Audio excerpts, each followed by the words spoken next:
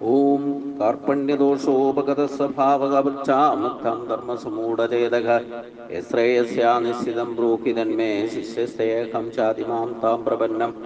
ഓം നമോ ഭഗവതേ വാസുദേവായ. നമോ ഭഗവതേ വാസുദേവായ. ഓം ശ്രീകൃഷ്ണായ പരബ്രഹ്മണേ നമഃ. എല്ലാവർക്കും നമസ്കാരം. ഇന്ന് ഗീതയിലെ 16-ാം അധ്യായം ദൈവാസുര സമ്പദ് വിഭാഗ യോഗമാണ് നമുക്ക് തുടങ്ങേണ്ടത്. കഴിഞ്ഞ അധ്യായത്തില് ഇതി ഗുഹ്യതമം ശാസ്ത്രം ഇതമുക്തം മയാനക ഏതദ് ബുദ്ധ്വാ ബുദ്ധിമാൻ സ്യാത് കൃതകൃത്യസ്യ ഭാരത എന്ന് പറഞ്ഞു.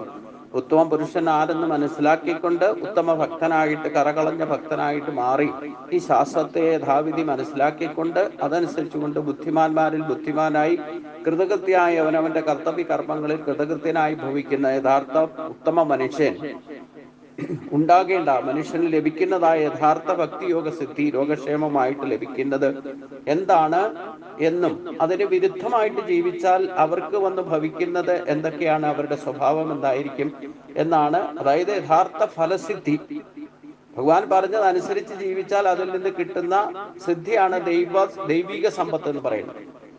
ആ ദൈവിക സമ്പത്ത് കേവലം 3 ശ്ലോകത്തിലൂടെ അടുത്ത അധ്യായത്തിൽ 16-ാമത്തെ അധ്യായത്തിൽ ദൈവാസുര സമ്പദ് വിഭാഗ യോഗം പറയുമ്പോൾ ഇതുവരെ ദൈവത്തിന്റെ സമ്പത്ത്, ദൈവികമായ ഗുണങ്ങളെ നമ്മൾ ആർജിക്കുന്നതിന് വേണ്ടിയിട്ടുള്ള ആ കർമ്മമാർഗത്തെ, അതായത് യഥാർത്ഥ ശാസ്ത്ര രഹസ്യത്തെ ഭഗവാൻ പറഞ്ഞു തന്നു. അത് കൃതകൃത്യമായിട്ട് അനുസരിക്കുന്നവർക്ക് ലഭിക്കുന്ന ഭക്തിയോഗ സിദ്ധിയാണ് ദൈവിക സമ്പത്ത്. ആ ദൈവിക സമ്പത്ത് ഇനി ഫലശ്രുതിയാണ്. ദൈവിക സമ്പത്ത് എന്താണെന്ന് 3 ശ്ലോകത്തിലൂടെ ഭഗവാൻ പറയുന്നു.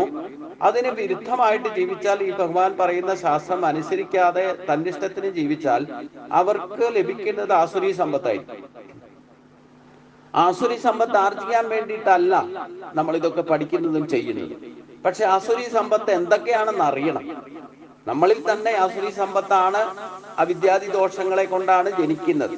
അപ്പൊ ആസുരി സമ്പത്ത് എന്തൊക്കെയാണെന്ന് തിരിച്ചറിഞ്ഞിട്ട് അതാണ് നമ്മുടെ ഈ സംസാര ബന്ധനത്തിനും കർമ്മബന്ധനങ്ങൾക്കും കാരണമായി, പുനർജന്മത്തിന് വരെ വീണ്ടും വീണ്ടും ജനിക്കാൻ വരെ കാരണമായി ഭവിക്കുന്നത് ഈ ആസുരി സമ്പത്താണ്.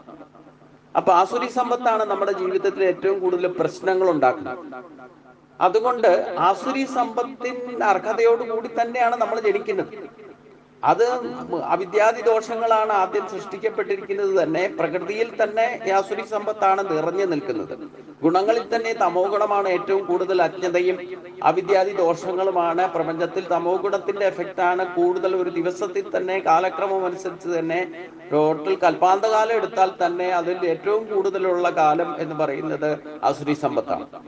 നേരിട്ട് പകുതി തന്നെ അന്ധകാരമാണ്. കാലത്തിന്റെ ഒരു ദിവസത്തിന്റെ തന്നെ പകുതി സമയം അന്ധകാരമാണ്, തമസാണ്, ഇരുട്ടാണ്, അജ്ഞതയാണ് ബാധിച്ചിരിക്കുന്നത്. അപ്പോൾ ബാക്കിയുള്ള സമയത്തും 75% ആസുരി സമ്പത്താണ് നിറഞ്ഞു നിൽക്കുന്നതെന്നർത്ഥം.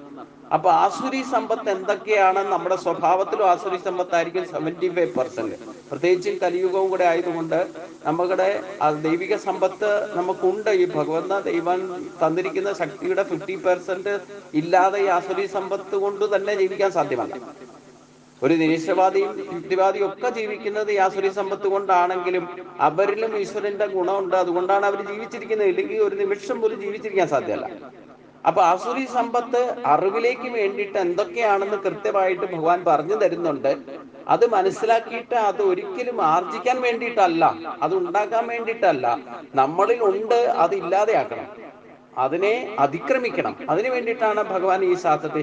എന്തിനാ ഗീതയിലെ ആസുരി സമ്പത്തിനെ പറ്റി വിശദീകരിക്കുന്നതെന്ന് പലരും ചോദിക്കാൻ ഇടവന്നാൽ പോലും അവരെ യഥാർത്ഥത്തിൽ മനസ്സിലാക്കണം.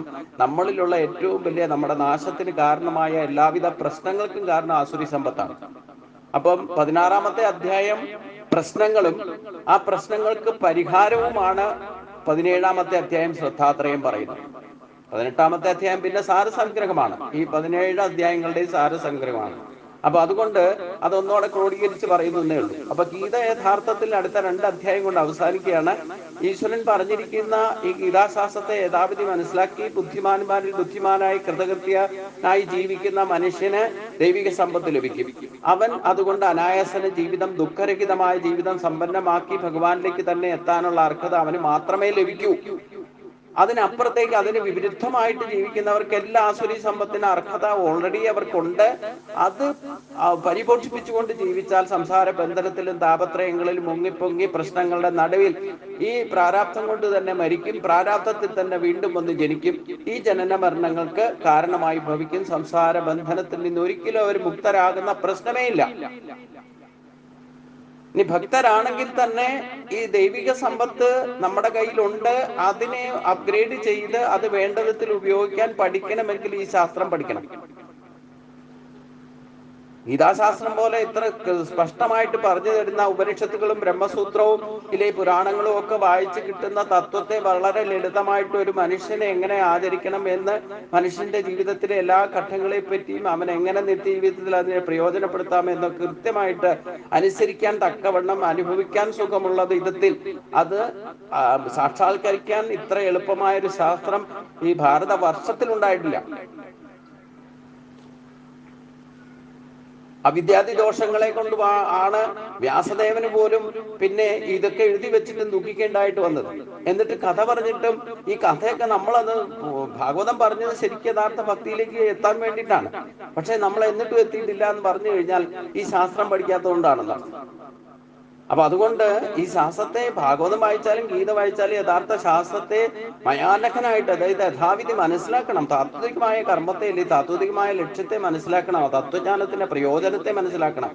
അതില്ലാതെ ഇതൊക്കെ പഠിച്ചിട്ടോ സത്സംഗത്തിൽ ഓടി നടന്നിട്ടോ ഒന്നും ഒരു കാര്യമില്ല എന്നർത്ഥം.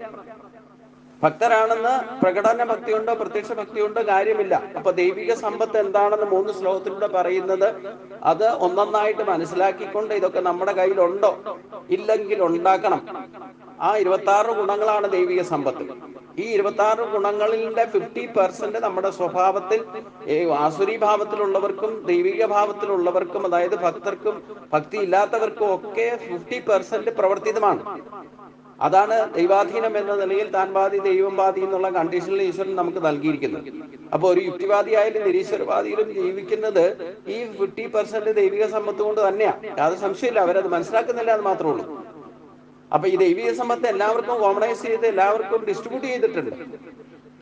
ആ 50%നെ അപ്ഗ്രേഡ് ചെയ്യാനുള്ള വിധിവിധാനമാണ്, ഇല്ലെങ്കിൽ കർമ്മമാർഗമാണ്, ഒരു മാർഗദർശനമാണ് ശാസ്ത്രത്തിലൂടെ ഭഗവാൻ വിശദീകരിച്ചത്. അതാണ് അത്യന്ത രഹസ്യമായിരിക്കുന്ന ഈ ശാസ്ത്രത്തെ യഥാവധി മനസ്സിലാക്കുന്ന മനുഷ്യൻ ബുദ്ധിമാന്മാരിൽ ബുദ്ധിമാനായി മാറി, കൃതകൃത്യനായി മാറി യഥാർത്ഥ ഉത്തമ മനുഷ്യനായിട്ട് പരിണമിക്കും. പൂർണ്ണ മനുഷ്യനാകുന്നതിനുള്ള ഒരു ശാസ്ത്രമാണ് ഗീതാശാസ്ത്രം. അത് ഭഗവാൻ ചെയ്ത് കാണിച്ചു തരുകയും ചെയ്യും. വെറുതെ ഇത് പറഞ്ഞു തരികയല്ല ചെയ്തേ. ഭഗവാൻ അവതരിച്ച് 125 വയസ്സുകൊണ്ട് ഭഗവാൻ ഇത് പ്രത്യക്ഷ രൂപേണ നമ്മളെ ചെയ്ത് കാണിച്ചു തരികയും കൂടെ ചെയ്യും. ചെറുപ്പം മുതൽ, ജനിച്ചപ്പോൾ മുതൽ 125 വയസ്സ് വരെ ഒരു പൂർണ്ണ മനുഷ്യൻ എങ്ങനെ ആയിരിക്കണം എന്ന് ഭഗവാൻ കാണിച്ചു തന്നു. ഇതിൽ കൂടുതൽ എന്താ ഭഗവാൻ നമ്മളെ പഠിപ്പിച്ചു തരേണ്ടത്?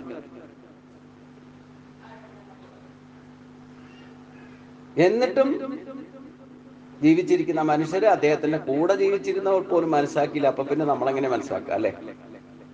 കൂടെ ജീവിച്ചിരുന്നവർക്ക് പോലും മനസ്സിലാകില്ല. അതെങ്ങനെയാ? ഈ മഹാത്മാക്കളായിട്ടുള്ളവരുടെ ഒപ്പം ജീവിച്ചിരുന്നവർക്ക് അവർക്ക് അതിന്റെ മൂല്യത്തെ ഇല്ല, അദ്ദേഹത്തിന്റെ മൂല്യത്തെ മനസ്സിലാവില്ല. അദ്ദേഹത്തിന്റെ കാലം കഴിയുമ്പോഴാണ് ചിലപ്പോ ഒക്കെ ഫോട്ടോയും പൊക്കി പിടിച്ച് കേമനായിരുന്നു എന്നൊക്കെ പറഞ്ഞുകൊണ്ട് നടക്കുന്നത്. ഇപ്പൊ അതുകൊണ്ടാണ് ശ്രീകൃഷ്ണനെ ഇപ്പൊ പൂജിച്ച് എല്ലായിടത്തും വെച്ച് പൂജിക്കുന്നുണ്ട്. എന്നാലും യഥാർത്ഥ ബോധത്തിലാണ്. ഒപ്പം ജീവിച്ചിരുന്നപ്പോൾ പോലും ഉള്ളവർ മനസ്സിലാക്കില്ല. പിന്നെ ഇത് കഴിഞ്ഞാൽ മനസ്സിലാക്കാൻ പോകുന്നു. ഒരിക്കലും യാഥാർത്ഥ്യബോധം ഉണ്ടാകുന്ന പ്രശ്നമില്ല. അപ്പൊ അതുകൊണ്ട് അറിവിലേക്ക് വേണ്ടിയിട്ട് ദൈവിക സമ്പത്ത്, യഥാർത്ഥ ഭക്തിയോഗ സിദ്ധിയാണ് ഈ ദൈവിക സമ്പത്ത്.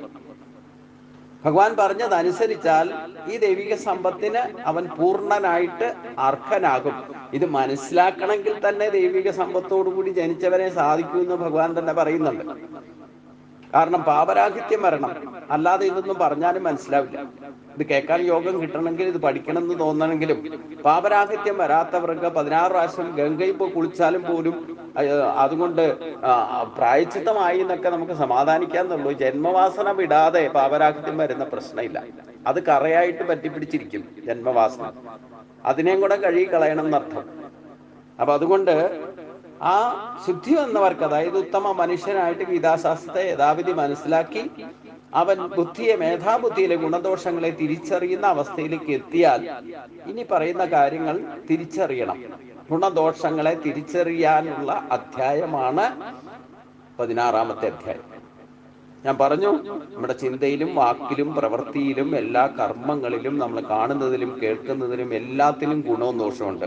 ഇനി ഈശ്വരന്റെ അനുഗ്രഹം, ഈ ദൈവിക സമ്പത്ത് തന്നെ കിട്ടിയാൽ അത് വേണ്ടവണ്ണം ഉപയോഗിച്ചില്ലെങ്കിൽ അതിനുമുണ്ട് ദോഷം.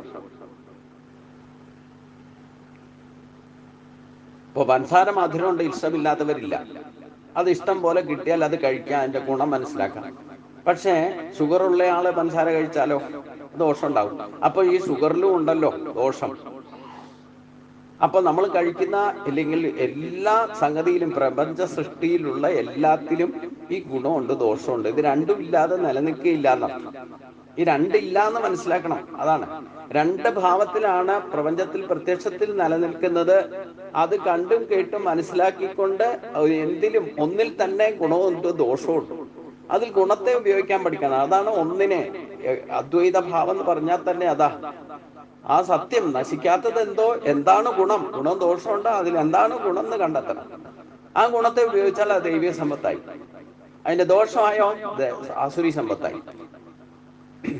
അപ്പൊ അതാണ് ഇവിടെ എടുത്ത് പറയുന്നത്. എല്ലാവിധ തെറ്റിദ്ധാരണകളും അവമൂലം ഉണ്ടാകുന്ന വ്യാമോഹങ്ങളും നീങ്ങിയവനാണ് അസമൂഢൻ എന്ന് ഭഗവാൻ കഴിഞ്ഞ അധ്യായത്തിൽ പറഞ്ഞു. പരമാത്മാവിനെ പുരുഷോത്തമനാണെന്ന് അറിഞ്ഞുകൊണ്ട് സർവജ്ഞനായിട്ട് ഭവിക്കാനും സർവാത്മന പരമാത്മാവിനെ തന്നെ ഭജിക്കാനും കഴിയുക എന്നത് കഴിഞ്ഞ അധ്യായത്തിൽ വ്യക്തമാക്കി. അതായത് കറകളഞ്ഞ ഭക്തനാകുക എന്നർത്ഥം. എങ്ങനെയുള്ള ആളുകൾക്കാണ് അസമ്മൂഢനായി തീരാൻ സാധിക്കുക? കാലദേശ ഭേദം കൂടാതെ മനുഷ്യരെ എല്ലാം ദൈവിക സമ്പത്തോടു കൂടിയവരെന്നും ആസുരി സമ്പത്തോടു കൂടിയവരെന്നും രണ്ട് വിഭാഗമായി തിരിക്കാം. ഇതിൽ ദൈവിക സമ്പത്തോടു കൂടിയവർക്കാണ് പരമപദ പ്രാപ്തിക്ക് അർഹരാകാൻ കഴിയുക.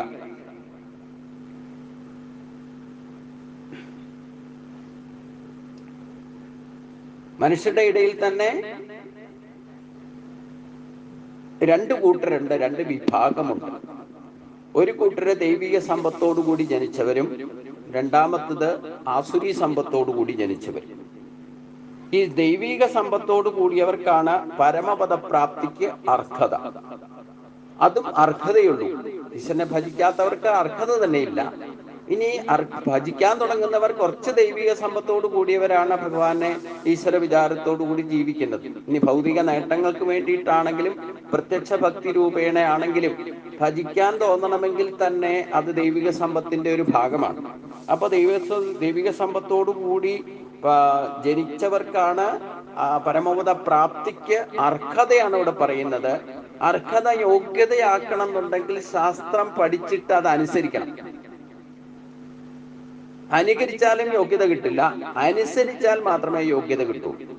അപ്പൊ അതുകൊണ്ട് അങ്ങനെ യോഗ്യരാകാൻ ഇതിനെപ്പറ്റി 9-ാം അധ്യായത്തിൽ ഒന്ന് സൂചിപ്പിച്ചിട്ടുണ്ട്. 12-13 ശ്ലോകങ്ങളിലൂടെ ആ സൂചനയെ ഒന്നുകൂടെ എന്താണ് ദൈവിക സമ്പത്ത്, എന്താണ് ആസുരി സമ്പത്ത് എന്ന് 9-ാം അധ്യായത്തിൽ 12-13 ശ്ലോകത്തിലൂടെ പറയുന്നുണ്ട്. ഭഗവാൻ അതൊന്നോടെ സ്പഷ്ടമാക്കി വിശദീകരിച്ചതിന്റെ വകതിരിച്ച് ഇവിടെ വ്യക്തമാക്കുന്നതാണ് 16-ാമത്തെ അധ്യായം. അതുകൊണ്ട് ആദ്യത്തെ 3 ശ്ലോകത്തിലൂടെ തന്നെ ദൈവിക സമ്പത്ത് 26 ഗുണങ്ങളുടെ വിശദീകരണമാണ്. ഇതാണ് ദൈവിക സമ്പത്ത്.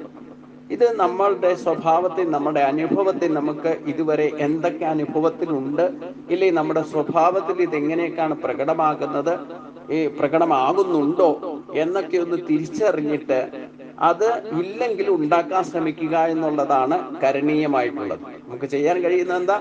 ഈ പറയുന്ന കാര്യങ്ങളൊക്കെ നമ്മൾ അനുഭവിക്കുന്നുണ്ടോ, നമ്മുടെ സ്വഭാവത്തിലുണ്ടോ? ഇല്ലെങ്കിൽ അത് ഇല്ലാത്തത് ഉണ്ടാക്കാൻ ശ്രമിക്കണം. ഉള്ളതിനെ ഒന്നോടെ ദൃഢത വരുത്തണം. അതിനു വേണ്ടിയിട്ടാണ് ഇത് പറയുന്നത് എന്ന് പ്രത്യേകം ശ്രദ്ധിക്കുക. അപ്പൊ ആദ്യത്തെ 3 ശ്ലോകങ്ങൾ ഒന്നിച്ചു തന്നെയാണ് ഭഗവാൻ പറയുന്നത്. ശ്രീ ഭഗവാന് വാച അഭയം സത്വസംശുദ്ധി ജ്ഞാനയോഗ വ്യവസ്ഥിതിയും ദാനം ദമസ്തയജ്ഞശ്ച സാധ്യായ സ്തപ ആർജവം അഹിംസ സത്യമക്രോധ ത്യാഗ ശാന്തിരപൈശ്വരം ദയാ ഭൂതേഷു ലോലുപ്തം ആർദ്രവം ഹീരചാപലം തേജക്ഷമാ ധൃതിശൗചം അദ്രോഹോ നാദിമാന്യത ഭവന്തി സമ്പദം ദേവി അഭിജാതസ്യ ഭാരത. ഈ 3 ശ്ലോകങ്ങളാണ് ദൈവിക സമ്പത്ത്. ഇത് പ്രത്യേകം നോട്ട് ചെയ്ത് വച്ചിട്ട് അത് ഇല്ലാത്തത് ഉള്ളതിനെ ദൃഢപ്പെടുത്തണം, ഇല്ലാത്തതിനെ ഉണ്ടാക്കാൻ ശ്രമിക്കണം എന്ന് ദൃഢനിശ്ചയം ചെയ്തുകൊണ്ട് വേണം ഈ ദൈവിക സമ്പത്തിനെ പറ്റി പഠിക്കാൻ എന്നർത്ഥം. നിർഭയത്വം, ഭയം ഇല്ലാതിരിക്കുക, അതാണ് ഏറ്റവും വലിയ ദൈവിക സമ്പത്ത്. നമ്മൾ യഥാർത്ഥത്തിൽ ഈ പ്രപഞ്ചത്തിൽ വന്ന് ജനിച്ച് ഈശ്വരന്റെ ശക്തിയോടുകൂടിയാണ് ജനിച്ചിരിക്കുന്നത് എന്ന് പൂർണ്ണമായിട്ട് ബോധ്യം വന്നാൽ, ആ ബോധം ഉണർന്നാൽ പിന്നെ ഒരിക്കലും ഒന്നിനെയും ഭയപ്പെടേണ്ടതായിട്ടില്ല എന്നർത്ഥം. അത് ഏറ്റവും വലിയൊരു ദൈവിക സമ്പത്താണ്. ആ ഭയത്തിൽ നിന്ന് നിവാരണം ഉണ്ടാകാനില്ല. ഈ ഭയത്തിന് കാരണമായി ഭവിക്കുന്നത് നമ്മുടെ സംശയങ്ങളാണ്. അപ്പൊ സംശയമില്ലാതെ ഒരു കറകളഞ്ഞ ഈശ്വര ഭക്തനായിട്ട് മാറിക്കഴിഞ്ഞാൽ അവനിലെ ഏറ്റവും വലിയ ഗുണം നിർഭയത്വമായി. കാരണം നമ്മൾ ഈ ഭയപ്പെട്ടുകൊണ്ടൊന്നും ജീവിക്കേണ്ട ആവശ്യമില്ല. ഈ ഭയപ്പാടിൽ നിന്നാണ് നമുക്ക് രണ്ടാമത്തെ ദുഃഖമാകുന്ന ആദി ദൈവീക ദുഃഖം വന്നു ഭവിക്കുന്നത്. അതായത് ചഞ്ചലാവസ്ഥ, ടെൻഷൻ എന്ന് പറയുന്ന സംഗതി ഉണ്ടാകുന്നത് ഭയത്തിൽ നിന്നാണ്. അതുകൊണ്ട് നിർഭയത്വം ഏറ്റവും വലിയ ഒരു ദൈവിക സമ്പത്താണ്. അത് യഥാർത്ഥത്തിൽ ഈശ്വരശക്തി എന്താണെന്ന് മനസ്സിലാക്കിക്കൊണ്ട് നമ്മുടെ ശരീരത്തിലും പ്രവർത്തിക്കുന്നത് ആ ഈശ്വരശക്തിയാണെന്ന് ഉറപ്പുവരുത്തിയാൽ പിന്നെ യാതൊരു സംശയവും വേണ്ട, ആർക്കും ഒന്നിനെയും ഒരു കാരണവശാലും ഭയപ്പെടേണ്ടതായിട്ടില്ല.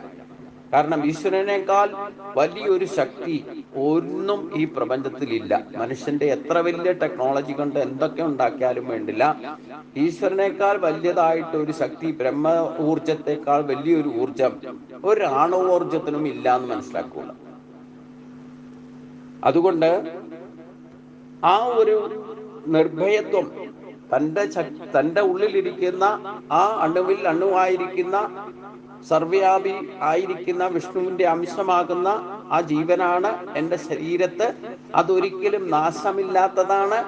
ഒരു കാരണവശാലും ആരെ കൊണ്ടും ഒന്നിനെ കൊണ്ടും അതിനെ നശിപ്പിക്കാൻ സാധിക്കില്ല എന്ന ധൈര്യം വന്നു കഴിഞ്ഞാൽ പിന്നെ അതാണ് നിർഭയത്വം. പിന്നെ ഒന്നിനെയും ഒരു കാരണവശാലും ഭയപ്പെടേണ്ടതില്ല. അങ്ങനെ ഒരു ഭയം എന്ന് പറയുന്നത് ഒരു കാരണവശാലും ഉണ്ടാകരുത്. അതാണ് ഏറ്റവും വലിയ ദൈവിക സമ്പത്ത്. ഈവൻ നമുക്ക് എല്ലാവർക്കും ഉണ്ടാകുന്ന ഒരു ഭയം എന്താ? മരണഭയം.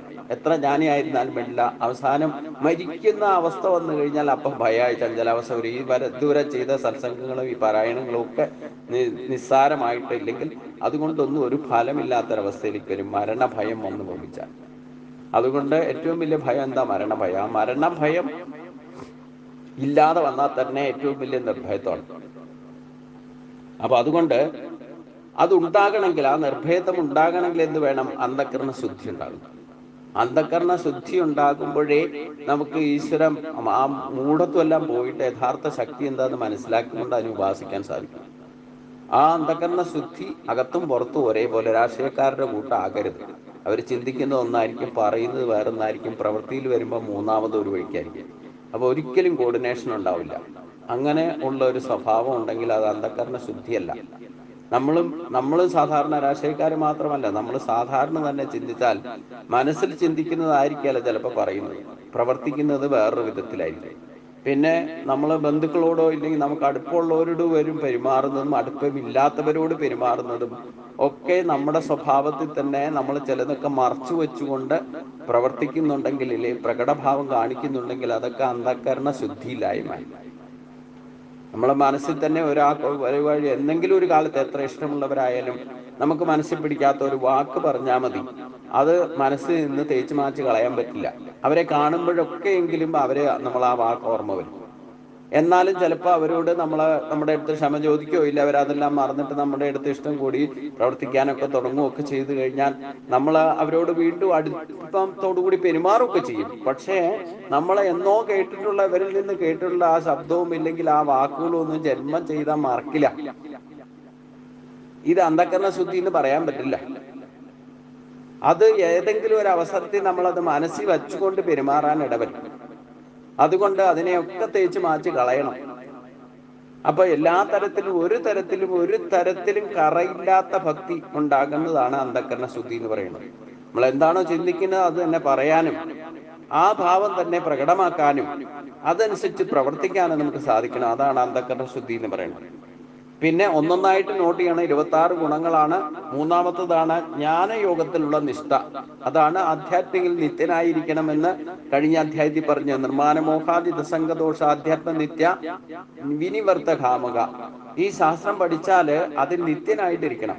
ജ്ഞാനയോഗത്തിന് വേണ്ടിയിട്ടായിരിക്കണം, യഥാർത്ഥ അറിവ് നേടാൻ വേണ്ടിയിട്ടായിരിക്കണം ചിന്തിക്കുന്നതും പറയുന്നതും പ്രവർത്തിക്കുന്നതും. കർത്തവ്യകർമ്മങ്ങൾ പോലും ഭൗതിക കാര്യങ്ങൾ ചെയ്യുമ്പോൾ പോലും അതിൽ നിന്ന് യഥാർത്ഥ ജ്ഞാനം എന്ന് പറഞ്ഞാൽ എന്താ? ഗുണവും ദോഷവും തിരിച്ചറിയാം. അതാണ് വിശേഷബുദ്ധിയുടെ ഏറ്റവും വലിയ ശ്രേഷ്ഠത. ഒരു മനുഷ്യനുള്ളതിൽ ഏറ്റവും വലിയ ഗുണം എന്ന് പറയുന്ന ഗുണദോഷങ്ങളെ തിരിച്ചറിയാൻ. ആ ഗുണദോഷങ്ങളെ തിരിച്ചറിയാനുള്ള നമ്മുടെ കഴിവ് അത് എല്ലായിടത്തും യൂട്ടിലൈസ് ചെയ്യണം. അതിന് ജ്ഞാനയോഗത്തിൽ നിഷ്ഠനായിരിക്കുക എന്ന് പറഞ്ഞാൽ ആധ്യാത്മിക ഈ ഗീതാശാസ്ത്രം പഠിച്ചാൽ അവിടെയൊക്കെ ഗുണദോഷം നമുക്ക് കണ്ടെത്താൻ സാധിക്കും. യാതൊരു സംശയവും വേണ്ട. അപ്പം ഈ ജ്ഞാനയോഗത്തിൽ നിഷ്ഠ വയ്ക്കണം. ഒരു പ്രാവശ്യം പഠിച്ചു എന്ന് നിർദ്ദേശിച്ച് ഇതൊക്കെ കാണാപ്പാഠം പഠിച്ചു, ഇതൊക്കെ ഞാൻ ഗീത പഠിച്ച ആളാന്ന് പറഞ്ഞിട്ട് കാര്യമൊന്നുമില്ല. നമുക്കത് നിത്യജീവിതത്തിൽ എല്ലായിടത്തും യൂട്ടിലൈസ് ചെയ്യാൻ സാധിക്കണം. അപ്പോഴേ ജ്ഞാനയോഗത്തിൽ നിഷ്ഠയുണ്ടെന്ന് നമുക്ക് മനസ്സിലാക്കാൻ സാധിക്കും. പരീക്ഷയ്ക്ക് പഠിക്കുന്ന പോലെ പഠിച്ചിട്ട് പരീക്ഷ കഴിയുമ്പോൾ മറന്നുപോയിട്ട് ഒരു കാര്യമില്ല എന്നർത്ഥം. അത് നിത്യയുക്തമായിട്ട് യൂസ് ചെയ്യുക. അപ്പം നിഷ്ഠയായിട്ട് നിത്യനൈമിത്യ കർമ്മങ്ങളിൽ പോലും, അത് ഭൗതികവും ആത്മീയവുമായ കാര്യങ്ങളിൽ പോലും നമുക്ക് ഈ അറിവിനെ നിലനിർത്തിക്കൊണ്ട് പ്രവർത്തിക്കാൻ സാധിക്കുന്നതാണ് ജ്ഞാനയോഗത്തിലുള്ള നിഷ്ഠ എന്ന് പറയുന്നത്. അപ്പോൾ അതുണ്ടായിരിക്കണം. നാലാമത്തെ ഗുണമാണ് ദാനശീലം. നമ്മളെ ജനിപ്പിച്ചിങ്ങോട്ട് വിടുമ്പോൾ തന്നെ പ്രജാപതി പറഞ്ഞിട്ടുണ്ട്, മനുഷ്യനുണ്ടായിരിക്കേണ്ട ഏറ്റവും വലിയ ഗുണമാണ് ദാനശീലം. ദാനശീലം എന്ന് പറഞ്ഞാൽ മറ്റുള്ളവരുടെ ഇഷ്ടമനുസരിച്ചുകൊണ്ട് പ്രവർത്തിക്കാനുള്ള ക്ഷമത. നമ്മൾ എന്ത് ചിന്തിക്കുന്നു, എന്ത് പറഞ്ഞാലും എന്ത് പ്രവർത്തിച്ചാലും അത് മറ്റുള്ളവർ കൂടി പ്രയോജനം, മറ്റുള്ളവർ കൂടി അത് ഏറ്റെടുത്ത് അത് ഗുണത്തെ അനുഭവിക്കാൻ, അതിൽ നിന്ന് സുഖം അനുഭവിക്കാൻ അവർക്ക് കൂടി സാധിക്കണം. അത് നമ്മുടെ ചിന്തകളായിക്കോട്ടെ, നമ്മുടെ വാക്കുകളായിക്കോട്ടെ, നമ്മുടെ പ്രവർത്തികളായിക്കോട്ടെ, നമ്മൾ ആർജിക്കുന്ന വസ്തുക്കളായിക്കോട്ടെ, ത്യാഗമനസ്ഥയോടെ അത് നമ്മൾ മറ്റുള്ളവർക്ക് വേണ്ടി ചെയ്യാൻ സാധിക്കും, കൊടുക്കാൻ സാധിക്കണം. അപ്പൊ ദാനശീലം വേണമെങ്കിൽ നമുക്ക് ത്യാഗമനസ്ഥിതി, ത്യജിക്കാനുള്ള മനസ്ഥിതി ഉണ്ടായിരിക്കണം. ത്യജിക്കാനുള്ള മനസ്ഥിതി നിങ്ങൾക്ക് ഒരിക്കലും ഉണ്ടാകില്ല. ഉണ്ടാക്കാൻ നിരന്തരം ശ്രമിച്ചുകൊണ്ടായിരിക്കണം. നമുക്ക് തന്നെ അറിയാം, എന്ത് കിട്ടിയാലും നമുക്ക് താന്നേ ഉള്ളൂ, ദാന്നില്ല. ദാന്ന് പറഞ്ഞാൽ ദാനം ചെയ്യുക. താൻ ഒഴിച്ച് മറ്റുള്ളവർക്ക് കൊടുക്കാനുള്ള മനസ്ഥിതിയാണ് ദാനം ശീലം എന്ന് പറയുന്നത്. അതിന് ത്യാഗ മനസ്ഥിതി, നമുക്ക് കിട്ടിയിട്ട് ത്യജിക്കാനുള്ള മനസ്ഥിതി ഉണ്ടെങ്കിലേ മറ്റാൾക്കെങ്കിലും എന്തെങ്കിലും കൊടുക്കാൻ സാധിക്കും. അത് നിങ്ങൾക്ക് ഉണ്ടാകില്ല. ത്യജിക്കാനുള്ള മനസ്സ്, നമുക്ക് എന്ത് കിട്ടിയാലും എടുത്തു വെക്കാൻ, എൻ്റെ എന്ന് പറഞ്ഞ് എടുത്തു വെക്കാനായിരിക്കും ഉത്സാഹം. മറ്റുള്ളവർക്ക് കൊടുക്കാൻ ഇഷ്ടമുണ്ട്. അഥവാ കൊടുത്താൽ തന്നെ നമുക്ക് ഇഷ്ടമുള്ളത് എടുത്തു വെച്ചിട്ട് നമുക്ക് ഇഷ്ടമില്ലാത്തതോ നമുക്ക് വേണ്ടാത്തതോ നമ്മൾ ഉപേക്ഷിച്ചതോ ഒക്കെ ആയിരിക്കും കൊടുക്കുക. അതുകൊണ്ട് ദാനശീലം താൻ ഒഴിച്ച് മറ്റുള്ളവർക്ക്, അത് ബന്ധുക്കൾക്കോ ആത്മബന്ധം കൊണ്ടോ നക്ഷത്ര ബന്ധം കൊണ്ടോ രക്തബന്ധം കൊണ്ടോ താൻ ഒഴിച്ച് മറ്റുള്ളവർക്ക് കൊടുക്കുന്നതൊക്കെ ദാനമാണ്. ആ ദാനശീലം വളർത്തണമെങ്കിൽ ത്യാഗ മനസ്ഥിതി ഉണ്ടായിരിക്കണം. അത് നമുക്ക് ഇഷ്ടമുള്ളത് കൊടുക്കുന്നതിൽ ഉപരി അവർക്ക് എന്താണ് ഇഷ്ടമെന്ന് മനസ്സിലാക്കിക്കൊണ്ട് ആ ഇഷ്ടത്തെ സ്ഥാപിച്ചു കൊടുക്കുന്നതാണ്.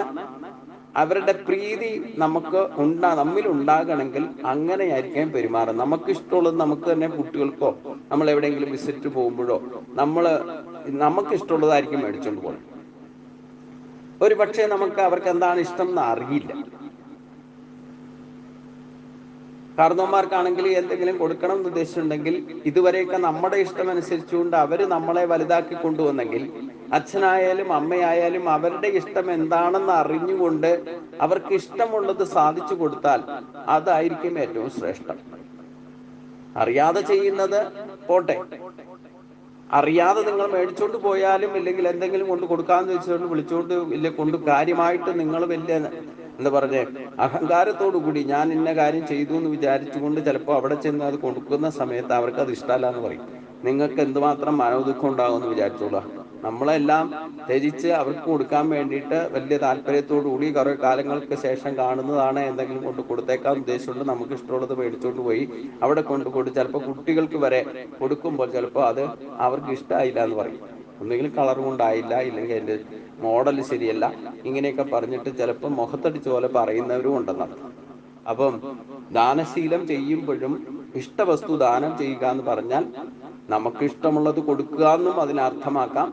അതിലും ഉപരിയായിട്ട് നമ്മൾ ആർക്കാണോ കൊടുക്കുന്നത് അവർക്ക് ഉപകാരപ്പെടുന്നതും അവർക്ക് താല്പര്യമുള്ളതും എന്താണോ അത് കണ്ടെത്തി കൊടുക്കുന്നതായിരിക്കും ശ്രേഷ്ഠം. അതാണ് ദാനശീലത്തിന്റെ ശ്രേഷ്ഠത. ഒരിക്കലും പ്രത്യുപകാരം പ്രതീക്ഷിച്ചുകൊണ്ട് ദാനശീലം ചെയ്യരുത്. എനിക്ക് എന്തെങ്കിലും തിരിച്ചു കിട്ടണം എന്നുള്ള ഉദ്ദേശത്തോടു കൂടി ആയിരിക്കരുത് കൊടുക്കേണ്ടത്. അർഹതയുള്ളവർക്ക് പാത്രം അറിഞ്ഞ് ദാനം ചെയ്യാനൊക്കെയാണ്. അടുത്ത അധ്യായത്തിലെ പറ്റി ദാനത്തിൽ ഒന്നുകൂടെ ശ്രേഷ്ഠത ശ്രദ്ധാത്രയത്തിൽ ഭഗവാൻ പറയുന്നുണ്ട്. 3 തരത്തിലുള്ള നമ്മുടെ സ്വഭാവം അനുസരിച്ചായിരിക്കും നമുക്ക് ദാനശീല, അതായത് സാത്വികമായിട്ടോ രാജസമായിട്ടോ താമസികമായിട്ടോ നമ്മുടെ സ്വഭാവത്തെ ഡിപ്പെൻഡ് ചെയ്തുകൊണ്ടായിരിക്കും നമുക്ക് ദാനം ചെയ്യുന്നതിലുള്ള ശീലവും ഇല്ലേ വാസനാബലവും ഉണ്ടാകാൻ സാധ്യത. അതേപ്പറ്റിയൊക്കെ അടുത്ത അധ്യായത്തിൽ വിശദീകരിക്കുന്നുണ്ട്. പിന്നെ നമുക്ക് എപ്പോഴും കാത്തു സൂക്ഷിക്കേണ്ട ഒരു സംഗതിയാണ്, ഒരു ഗുണമാണ് 5ാമത്തെ ഗുണം, ഇന്ദ്രിയ നിയന്ത്രണം. കണ്ണിനെ കാഴ്ചകളിൽ നിന്നും, ചെവിയെ കേൾവികളിൽ നിന്നും, നാക്കിനെ സ്വാദിൽ നിന്നും, മൂക്കിനെ ഗന്ധത്തിൽ നിന്നും, ത്വക്കിനെ സ്പർശനത്തിൽ നിന്നും കാത്തു സംരക്ഷിച്ചോളണം. പ്രത്യേകിച്ചും കണ്ണും ചെവിയും സൂക്ഷിച്ചില്ലെങ്കിൽ നമ്മൾ ഏത് സമയം എന്തിലും പോയി പെടും. അതുകൊണ്ട് ഇന്ദ്രിയ നിയന്ത്രണം മസ്റ്റാണ്. അത് കുതിച്ചു പായുന്ന വെളുത്ത കുതിരകളാണ്. അതിന്റെ കടിഞ്ഞാൻ മനസ്സാണ്, ബുദ്ധിയാണ് അതിനെ നിയന്ത്രിക്കുക. അതുകൊണ്ടാണ് ഇന്ദ്രിയങ്ങളെ നിയന്ത്രിച്ച് മനസ്സിനെ ഏകാഗ്രമാക്കി ബുദ്ധിയെ ഉറപ്പിച്ചാൽ മാത്രമേ ഇന്ദ്രിയ നിയന്ത്രണം യഥാർത്ഥത്തിൽ സാധ്യമാകൂ. അതേപ്പറ്റിയൊക്കെ ഇതിനു മുമ്പും ഭഗവാൻ പറഞ്ഞിട്ടുണ്ട്. യഥാസംഹൃതേജായം കൂർമോങ്കാരീവ സർവശക ഇന്ദ്രിയാണ് ഇന്ദ്രിയാർത്ഥ്യപികതസ്യ പ്രജ്ഞാ പ്രതിഷ്ഠിത. അതാണ് ഇന്ദ്രിയ നിയന്ത്രണത്തിലുള്ള ഉപാധി ഭഗവാൻ പറഞ്ഞിരിക്കുന്നത്. ആമ അതിന്റെ 5 ഇന്ദ്രിയങ്ങളെ പ്രതിസന്ധി ഘട്ടത്തിൽ ഉള്ളിലേക്ക് വലിക്കുന്നത് പോലെ നീ നിന്റെ 5 ഇന്ദ്രിയങ്ങളെ നിയന്ത്രിച്ചു കൊള്ളുക. പിന്നെ ഈശ്വരാർപ്പണമായിട്ടും പരോപകാരാർത്ഥമായിട്ടും കർമ്മങ്ങൾ അനുഷ്ഠിക്കണം. കർമ്മണ്യേ വാദികാരസ്ഥേ മാ ഫലേഷു ഗതാചന മാ കർമ്മഫലഹേതുർക്കും മാതേ സംഘോസ്ത കർമ്മണി. ഇതാണ് ഈ ഗുണത്തിന്റെ പറ്റി 42ാമത്തെ അധ്യായത്തിൽ 47ാമത്തെ ശ്ലോകത്തിൽ ഭഗവാൻ പറഞ്ഞു ഓർത്തിരിക്കുക. എന്ത് കർമ്മം ചെയ്താലും അധികാരഭാവത്തോടെ ഉത്തരവാദിത്വ ഭാവത്തോടെ ചെയ്യണം, ഈശ്വരാർപ്പണമായിട്ട് ചെയ്യണം. ആ ചെയ്യുന്ന കർമ്മങ്ങളൊക്കെ പ്രത്യക്ഷമായിട്ടോ പരോക്ഷമായിട്ടോ ലോക നന്മയ്ക്ക് പരോപകാരാർത്ഥമായിരിക്കണം. അങ്ങനെയുള്ള കർമ്മങ്ങളെ അനുഷ്ഠിക്കണം.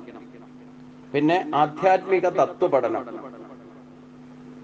ആധ്യാത്മികമായിട്ട് നമുക്കിത് കീപ്പപ്പ് ചെയ്ത് അല്ലെങ്കിൽ അത് ബാലൻസ് ചെയ്തുകൊണ്ട് നിലനിർത്തണം എന്നുണ്ടെങ്കിൽ ഈ പറയുന്ന ഗുണങ്ങളെ നമുക്ക് യഥാവിധി ഉപയോഗിക്കണമെന്നുണ്ടെങ്കിൽ ആധ്യാത്മികതയിൽ തത്വപഠനം നിരന്തരമായിട്ട് ചെയ്തുകൊണ്ടിരിക്കണം.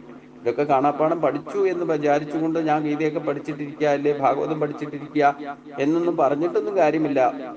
അത് നിത്യമായിട്ട് നമ്മുടെ ചിന്തയിലും വാക്കിലും പ്രവൃത്തിയിലും ഉണ്ടായിരിക്കണമെങ്കിൽ അത് ആധ്യാത്മിക തത്വത്തിൽ ഉറച്ചു നിൽക്കുന്ന വിധത്തിൽ നിത്യമായിട്ട് പഠനം, ആധ്യാത്മിക തത്വപഠനം നിരന്തരമായിട്ട് ചെയ്തുകൊണ്ടിരിക്കേണ്ട കാര്യമാണ്. അപ്പൊ അതുകൊണ്ട് അത് ദിവസത്തിൽ ഒരിക്കലെങ്കിലും ആധ്യാത്മികമായിട്ടുള്ള ആ ബാലൻസിങ് നമ്മൾ ഉണ്ടാക്കിയിട്ടുണ്ടെങ്കിൽ അത് നിലനിർത്തുക. അതും ഒരു ദൈവിക സമ്പത്താണ്. ഈ പറയുന്ന ഗുണങ്ങളൊക്കെ ഇതിന്റെ പകുതി നമ്മുടെ സ്വഭാവത്തിൽ ഓൾറെഡി ജന്മത്തിൽ തന്നെ ഉണ്ടാകും, ഇല്ലാത്തതല്ല. കാരണം പക്ഷേ നമ്മൾ അത് യൂട്ടിലൈസ് ചെയ്യുന്നത് നമ്മുടെ താല്പര്യം അനുസരിച്ചുകൊണ്ട് നമുക്ക് ആവശ്യമുള്ള കാര്യങ്ങൾ ഇല്ലെങ്കിൽ നമുക്ക് ഇഷ്ടമുള്ള കാര്യങ്ങൾ രജോ ഗുണത്തിനും തമോ ഗുണത്തിനും അടിമയായിക്കൊണ്ടായിരിക്കും ഇത് യൂട്ടിലൈസേഷൻ നടക്കുക. അപ്പൊ അതുകൊണ്ട് ഇല്ലാത്ത ഗുണങ്ങളല്ല ഭഗവാൻ പറയുന്നത്. ദൈവിക സമ്പത്ത് എന്ന് പറയുന്നത് നമ്മളിലൊക്കെ ഉണ്ട്. പക്ഷേ 50% മാത്രമേ നമ്മൾ അത് യൂട്ടിലൈസ് ചെയ്യുന്നുള്ളൂ.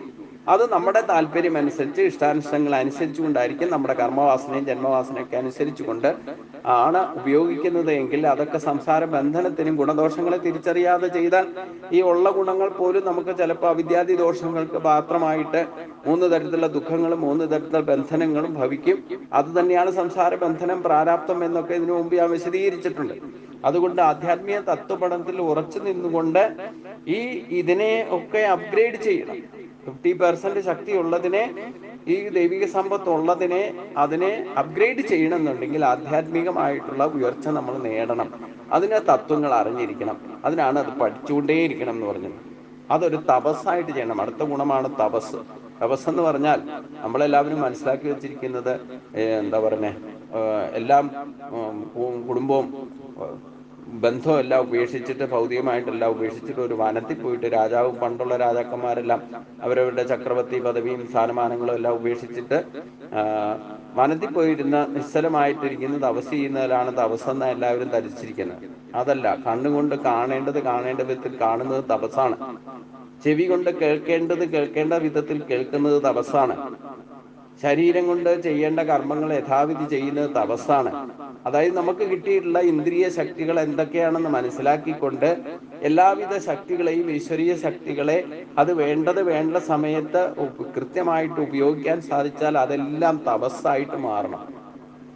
അതാണ് അവിടെ കുറച്ച് ദൃഢത വരുന്ന ഒരു ഭക്തന്, കറകളഞ്ഞ ഭക്തന് എല്ലാ കാര്യത്തിലും കൃത്യനിഷ്ഠ, ഭക്തി, വിവേചന ശക്തി, ദൃഢനിശ്ചയം, ത്യാഗമനസ്ഥിതി 5 ഗുണങ്ങളെ ഉപയോഗിക്കണേ തന്നെ ഒരു തപസ്സായിട്ട് തന്നെ എടുക്കണം. അത് ശരീരം കണ്ട് അടുത്ത അധ്യായത്തിൽ ചെല്ലുമ്പോൾ എന്താണ് ഈ തപസ് എന്ന് പറയുന്നത്? ശരീരം കൊണ്ട് ചെയ്യേണ്ട തപസ്സുണ്ട്, വാക്കുകൊണ്ട് ചെയ്യേണ്ട തപസ്സുണ്ട്, മനസ്സുകൊണ്ട് ചെയ്യേണ്ട തപസ്സുണ്ട്. അതും വളരെ ശ്രദ്ധാപൂർവം ചെയ്യേണ്ടതാണ്.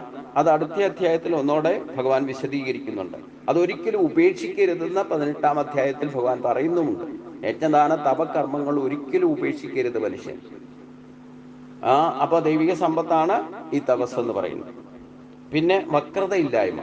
നമ്മൾ ഇച്ഛിക്കുന്ന കാര്യങ്ങൾ, നമ്മൾ ആഗ്രഹിക്കുന്ന കാര്യങ്ങൾ നേടാൻ വേണ്ടിയിട്ട് ഒരിക്കലും വളഞ്ഞ വഴി സ്വീകരിക്കരുത്.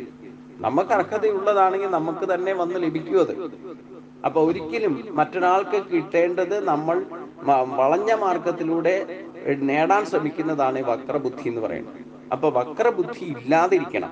നമുക്ക് എപ്പോഴും ഈ ഭഗവാന്റെ അടുത്ത് പോലും പോയാൽ നമുക്ക് അർഹതയില്ലാത്തതും ആഗ്രഹങ്ങൾ വരും. ആ ആഗ്രഹങ്ങൾ സാധിക്കാൻ വേണ്ടിയിട്ട് ഭക്തി മാർഗത്തിൽ പോലും നമ്മൾ ചിലപ്പോൾ വളഞ്ഞ ബുദ്ധി ഉപയോഗിക്കും. അപ്പൊ അതുകൊണ്ട് ഇപ്പൊ ഗുരുവായൂരപ്പനെ കാണാൻ പോയാൽ പോലും നമ്മളെ ക്യൂ നിന്ന് നേരിട്ട് കയറുന്നത് ബുദ്ധിമുട്ടാണെന്ന് കണ്ടിട്ട് ചിലപ്പോൾ വളഞ്ഞ വഴി ഉപയോഗിക്കും. അപ്പൊ അതൊക്കെ കലിയുഗമായതുകൊണ്ട് തുറന്നു തരുകയും ചെയ്യും. കുറച്ച് പൈസ കൊടുത്തു കഴിഞ്ഞാൽ തെരഞ്ഞു കയറ്റി വിടുന്നവരുണ്ട്. ഇല്ലെങ്കിൽ ഇപ്പം ദേവസ്വം തന്നെ ചീട്ടാക്കിയാൽ സ്പെഷ്യൽ ദർശനത്തിന് നെയ്വിളക്കൊക്കെ കഴിച്ചാൽ കയറും. ഇതൊക്കെ ഒരു കണക്കിന് വക്രബുദ്ധിയാണ്. നമ്മൾ ഇതിനെ ഒന്നും ആശ്രയിക്കാതെ നേരിട്ട് എത്ര നേരം എടുത്താലും സാധാരണ ക്യൂവില് നാമം ജപിച്ചുകൊണ്ട് നിന്ന് ഭഗവാനെ കാണുന്നതാണ് യഥാർത്ഥ നേരിട്ടുള്ള വഴി. അതിന് എത്ര സമയം ആയാലും വേണ്ടില്ല. പക്ഷേ അതുപോലും നമ്മൾ വക്രബുദ്ധി ഉപയോഗിച്ചാൽ അത് ദൈവിക സമ്പത്താണെന്ന് പറയാൻ പറ്റില്ല. അപ്പൊ അതുകൊണ്ട് അങ്ങനെ ചെയ്യുന്നവരുണ്ടല്ലോ ഇഷ്ടം പോലെ. അതുകൊണ്ട് അതൊക്കെ പ്രത്യേകം ശ്രദ്ധിക്കേണ്ടതാണ്. വക്രബുദ്ധി ഇല്ലാതിരിക്കുക. നമ്മൾ ആഗ്രഹിക്കുന്ന കാര്യങ്ങൾ വളഞ്ഞ മാർഗത്തിലൂടെ അത് സ്വീകരിക്കാതെ, ഇല്ലെങ്കിൽ അത് നേടാൻ വേണ്ടിയിട്ട് ശ്രമിക്കരുത്. നമ്മുടെ അർഹതയ്ക്കുള്ളത്, നമുക്ക് അനുഭവിക്കാൻ യോഗ്യതയുള്ളത് നമ്മുടെ മുമ്പിൽ തന്നെ വന്നു പെടും. നമ്മളെ കറകളഞ്ഞ ഭക്തനായി മാറിക്കഴിഞ്ഞാൽ ഈ വളഞ്ഞ വഴിക്കൊന്നും ചിന്തിക്കാനോ അതനുസരിച്ച് പ്രവർത്തിക്കാനോ ഒന്നും പോകില്ല എന്നർത്ഥം. പരപീഡ ചെയ്യാതിരിക്കൽ. അതായത് പരപീഡ ചെയ്യാന്ന് പറഞ്ഞാൽ എന്താ? മറ്റുള്ളവര് അസ്വസ്ഥത ഉണ്ടാക്കാതിരിക്കുക. ഒരു കാരണവശാലും വാക്കുകൊണ്ടോ പ്രവൃത്തി കൊണ്ടോ ആരെയും ബുദ്ധിമുട്ടിക്കാതിരിക്കുക. വാക്കുകൊണ്ട് പോലും അവരെ വേദനിപ്പിച്ചാൽ അവരെ പേടിപ്പിക്കലാണ്. അതുകൊണ്ട് ഇറിറ്റേഷൻ ഉണ്ടാക്കുന്ന വിധത്തിൽ നമ്മൾ പെരുമാറാതിരിക്കുക മറ്റ് ജീവജാലങ്ങളോട്. സത്യത്തിൽ ഉറച്ചു നിൽക്കുക. സത്യദീക്ഷ. ആ സത്യദീക്ഷ പാലിക്കാൻ നമുക്ക് സാധിക്കണം. അപ്പം കലിയുഗമായതുകൊണ്ട് സത്യത്തിൽ ഉറച്ചു നിൽക്കുക എന്ന് പറയുന്നത് നമുക്ക് കുറച്ച് ക്ലേശകരമാണ്. പക്ഷേ നമ്മുടെ ചിന്തയും വാക്കും സത്യത്തിൽ അടിസ്ഥാനപ്പെടുത്തിക്കൊണ്ടായിരിക്കണം. അത്രമാത്രം അത് ദീക്ഷയായിട്ട് സ്വീകരിക്കണം എന്നാ പറഞ്ഞിരിക്കണം. പിന്നെ ക്രോധമില്ലാതിരിക്കുക. ഇതിനും ക്രോധം വന്നു കഴിഞ്ഞാൽ എന്താ സംഭവിക്കുക? എത്ര ജ്ഞാനിയായിരുന്നാലും ഈ ശാസ്ത്രമൊക്കെ പഠിച്ചിട്ടിരുന്നാലും വേണ്ടില്ല, ഭഗവാൻ 2-ാം അധ്യായത്തിൽ പറഞ്ഞ അവസ്ഥ ഒന്ന് പറയണം, ഒന്ന് ഓർത്തിരിക്കണം എപ്പോഴും. ധ്യായതോ വിഷയാൻ പുംസക സംഘസേഷു ഉപജായതേ സംഘാ സംജായതേ കാമാൽ കാമാ ക്രോധോ വിജായതേ ക്രോധാൽ ഭവതി സമ്മോഹ സ്മൃതി വിഭ്രമ സ്മൃതി ഭ്രംശാൽ ബുദ്ധിനാശോ ബുദ്ധിനാശാൽ പ്രണശ്യതി. അപ്പൊ അതുകൊണ്ട് ഈ ക്രോധം വരാതെ ഇരിക്കാൻ ശ്രദ്ധിക്കുക. എന്നാലും ചില സമയത്ത് നമുക്ക് ഇഷ്ടം, ദുർവാസാവിന് വരെ ക്രോധം വന്നിട്ടുണ്ട്. അതിൻ്റെയൊക്കെ പരിണതഫലം അദ്ദേഹം തന്നെ അനുഭവിച്ചറിഞ്ഞിട്ടുമുണ്ട്. അപ്പൊ ഇതൊക്കെ അംബരീഷിന്റെ കഥയൊക്കെ വായിച്ചാൽ നമുക്ക് ഈ ക്രോധത്തിന്റെ പരിണിതഫലം എന്താണെന്നുള്ളത് നമുക്ക് തന്നെ അറിയാം. നമുക്ക് തന്നെ അനുഭവത്തിൽ നിന്നറിയാം. നമുക്ക് ദേഷ്യം വന്നു കഴിഞ്ഞാൽ നമ്മൾ വായും തോന്നി എന്നൊക്കെ പറയുകയും പ്രവർത്തിക്കാനും ഒക്കെ ഇടവരും. അതുകൊണ്ട് ഈ പക്വത വന്നു കഴിഞ്ഞാൽ പിന്നെ ഈ ക്രോധം വരാതെ നമുക്ക് കൺട്രോൾ ചെയ്യാൻ സാധിക്കും. എന്നാലും ചില സമയത്തൊക്കെ ചില വിഷയങ്ങൾ നമുക്ക് നേരിട്ട് കാണുകയോ കേൾക്കുകയൊക്കെ ചെയ്യുമ്പോൾ ചിലപ്പോൾ ദേഷ്യമൊക്കെ വരും. അങ്ങനെ വന്നാൽ തന്നെ കൗണ്ടിങ് ഡൗൺ അനങ്ങാതിരുന്ന അതോട് നിന്ന് പ്രതികരിക്കാതെ നമ്മൾ 100-ൽ നിന്ന് 1 വരെ എണ്ണിക്കഴിഞ്ഞാൽ ഈ ക്രോധമൊക്കെ പൊയ്ക്കോളും. അപ്പൊ അതുകൊണ്ട് സാധാരണ ശാസ്ത്രത്തിൽ പ്രാണവായുവിനെയും അപാനവായുവിനെയും ഒക്കെ നിയന്ത്രിച്ച് പ്രാണായാമം കുറച്ചു നേരം ചെയ്ത് കൗണ്ടിങ് ഡൗൺ ചെയ്ത് കഴിഞ്ഞാൽ ക്രോധം എന്ന വികാരത്തെ നമുക്ക് ഇല്ലാതെമാക്കാൻ സാധിക്കും. അത് നിത്യയുക്തമായിട്ട് ചെയ്താൽ നമുക്ക് എന്ത് തന്നെ സംഭവിച്ചാലും എന്തൊക്കെ നമുക്ക് ചുറ്റും നടന്നാലും നമ്മളല്ലൊന്നും വികാരാധീനനാകാതെ പെരുമാറാനും നമുക്ക് സാധിക്കും. ക്രോധമില്ലാതിരുന്നാൽ അതൊരു ദൈവിക സമ്പത്താണ്. ത്യാഗമനോഭാവം, ഏറ്റവും വലിയ ത്യാഗം ആണ് പഠിപ്പിക്കുന്നത് ഗീതാശാസ്ത്രം.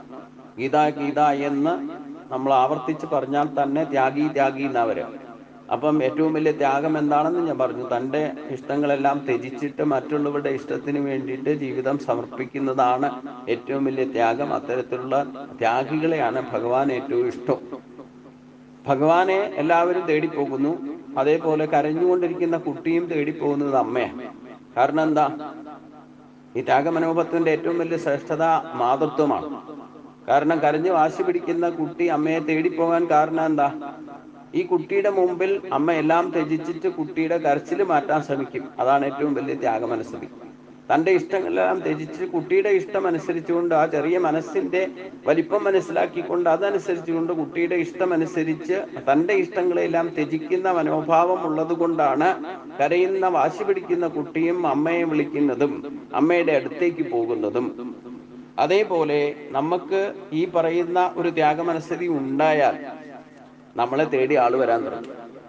ഭക്തര് നമ്മുടെ യഥാർത്ഥത്തെ മനസ്സിലാക്കി കഴിഞ്ഞാൽ നമ്മളെ അന്വേഷിച്ച് ദുഃഖം അനുഭവിക്കുന്നവർ നമ്മളെ തേടി വരാൻ തുടങ്ങും. അതാണ് ത്യാഗമനോഭാവം. പിന്നെ ദാനശീലത്തിന് ഏറ്റവും ഉണ്ടായിരിക്കേണ്ട ഒരു ഗുണമാണ് ത്യാഗമനോഭാവം. ഞാൻ 5 ഗുണങ്ങളെ പറഞ്ഞപ്പോഴും ത്യാഗമനസ്ഥിതിയെ പറ്റി പറഞ്ഞു. കൃത്യനിഷ്ഠ, ഭക്തി, വിവേചന ശക്തി, ദൃഢനിശ്ചയം, ത്യാഗമനസ്ഥിതി.